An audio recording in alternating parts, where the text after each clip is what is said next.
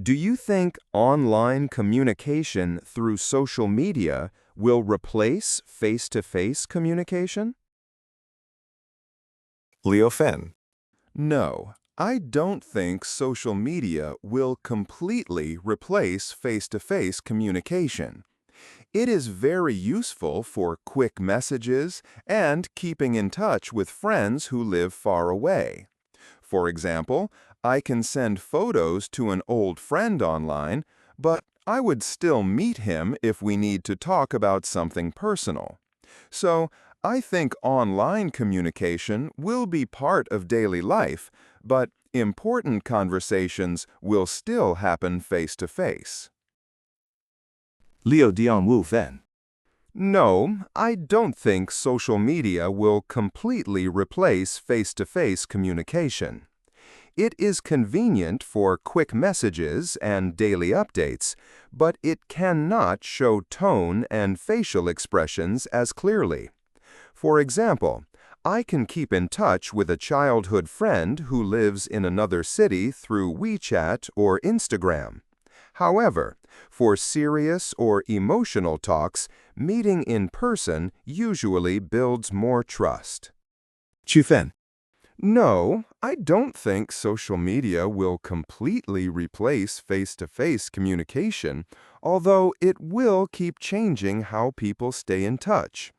The main reason is that online messages are convenient for distance and quick updates, but they often miss the tone and small reactions that help people understand each other.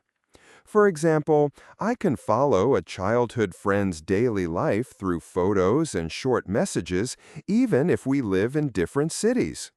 However, if someone needs to apologize, share bad news, or have a serious conversation, meeting in person usually feels more sincere because people can read facial expressions and build trust.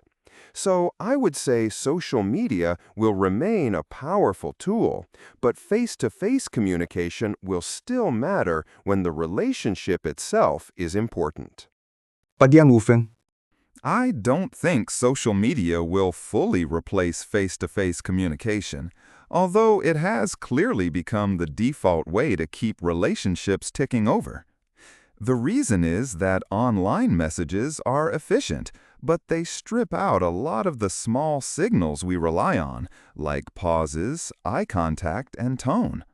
For example, I can follow a childhood friend's daily life through stories and short replies, but if he is going through something serious, I would still rather sit down with him in person. That said, for busy adults or friends living in different countries, social media can keep a bond alive when meeting up simply isn't realistic. So I see it as a strong supplement rather than a replacement, because the deeper the conversation is, the more people tend to need real presence and trust. Practice every day. Keep speaking.